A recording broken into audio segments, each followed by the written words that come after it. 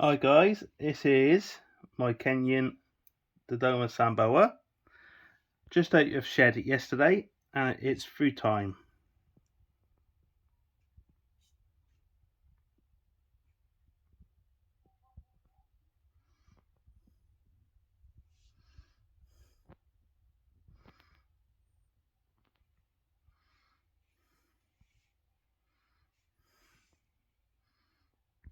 Come on, do your favourite. No, maybe not then. Come on in.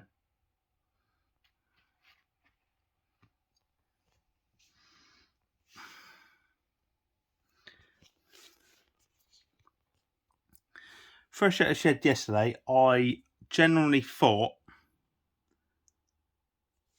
well, you just seen it, wasn't that responsive of a feeding situation, was it? However,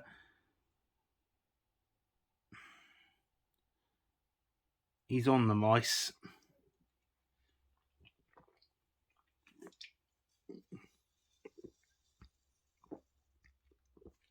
So that's good enough for me.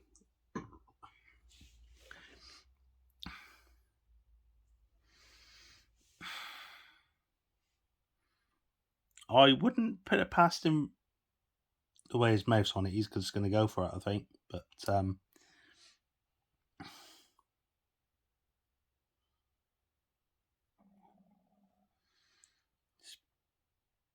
probably large for him. It's only a small mouse, but yeah.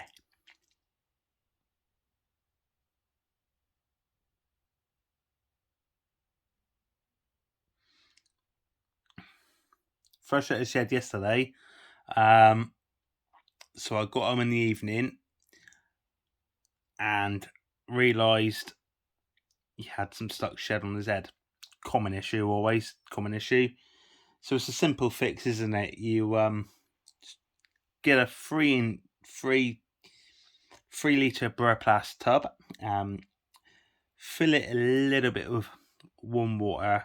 I always use a thermometer, just so I'm not scalding the snake with piping hot water, and it works for me. I get the water to a temperature of, its maximum temperature it can handle, 35. Obviously, in the Buraplast tub, it's got to have, substantial amount of holes and ventilation, and leave it for about 5 to 10 minutes, and just use your finger and rub his head softly, and it all comes off, and the rest is history. Not the most responsive bite. At the beginning of the video, I was trying to simulate a constriction, and sometimes when it's struck it and I've lifted the snake, it's just coiled. Yeah, this time around it didn't quite happen like that.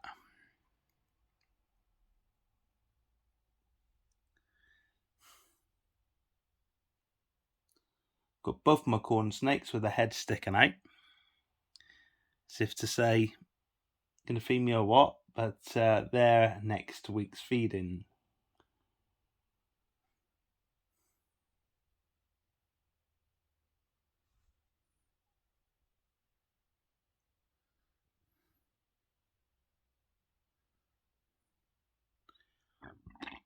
This week we got this lovely blighter.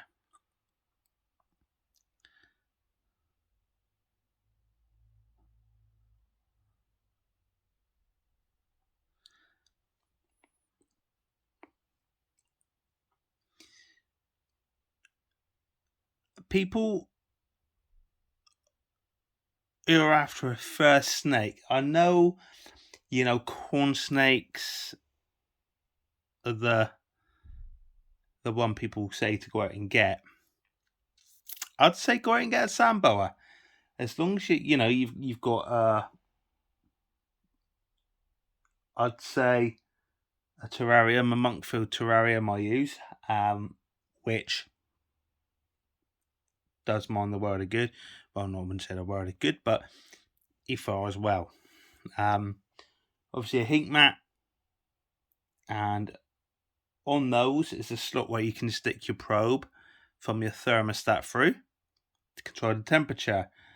What I would do, however, is get all the substrate and everything in it. Get your thermostat probe, taped down, stuck, however you wish. Electrical tape, maybe. And slowly increase the temperature. I've got a Komodo digital thermometer,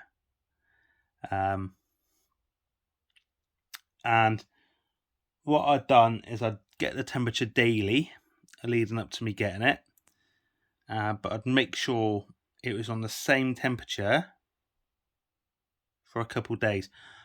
If I recommended to get a stat, it would be a Habitat.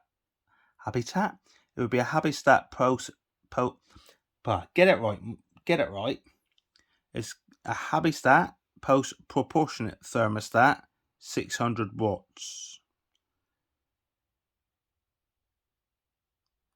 And that you'll get no fluctuation of temperature then, and it will hold it at a steady temperature, which these guys need. They're pretty hardy pretty hardy colubrids, but they don't really want too much of a drop in temperature and then go back up. Get what I mean. So yeah, that was my reasoning beyond that. You get all that sorted out, and they're absolutely gorgeous. And Mel's could probably do well in a 2 foot. I've got mine in a say a 2.5 foot Monkfield. Again, fantastic company. My second Monkfield I got delivered, and the clips catch on, the lid was broken. Contacted Monkfield. Well, I couldn't believe my eyes. I thought I was going to have to pay for some new clips. I didn't. They were sent out to me. And that was like by the next day or the day after. It was like, I saw a bit of my hands. But yeah, I couldn't believe it. So that company is growing on me absolutely massively for that reason. I was going to say the right reasons, but well, it is the right reasons. The customer service was phenomenal, and my snakes are happy with them, with it as well. So, what can I say?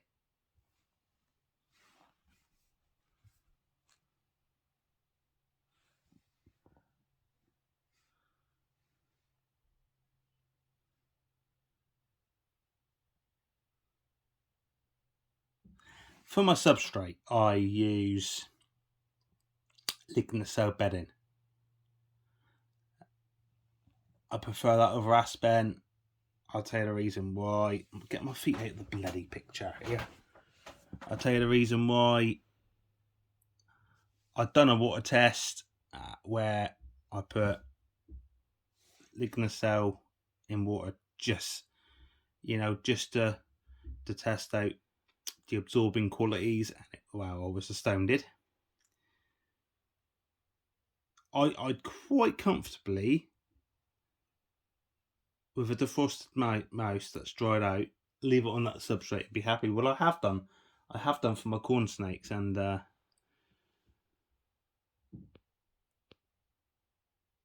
it works very, very well, and it certainly hasn't affected them. And people get concerned about snakes ingesting substrate and stuff, and within reason, as long as it's eco or say Lignosow, it's going to pass through the snake in the wild when they're eating mice from mud and grit. That passes through the snake without any worries. So,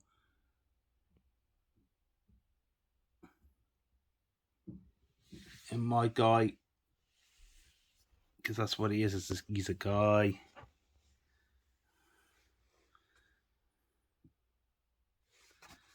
Is 3/4 away the way through the mice.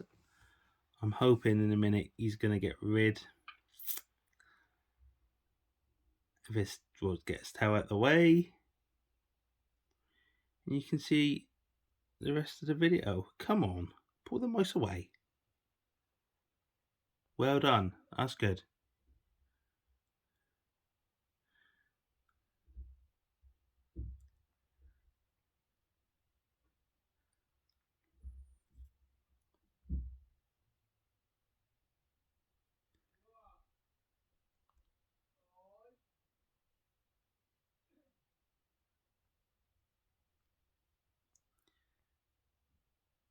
I've talked a lot in this video. It's probably because last week it was in shared. I tried it with a mice and it didn't take it. So I'm pretty excited to see a takedown in this week, really.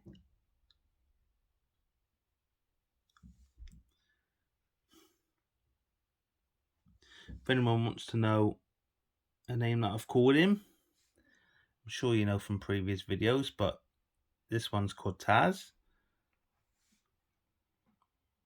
And as simple as it sounds, it's from Tasmania, the cartoon from many years ago, just because of the colour.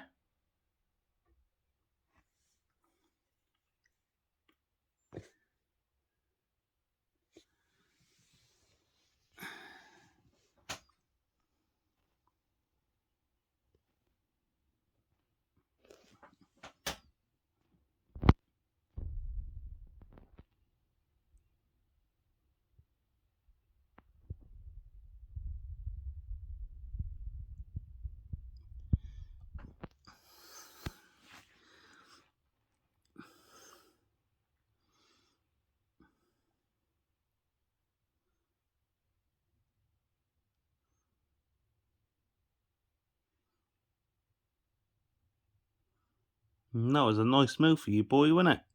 Hey.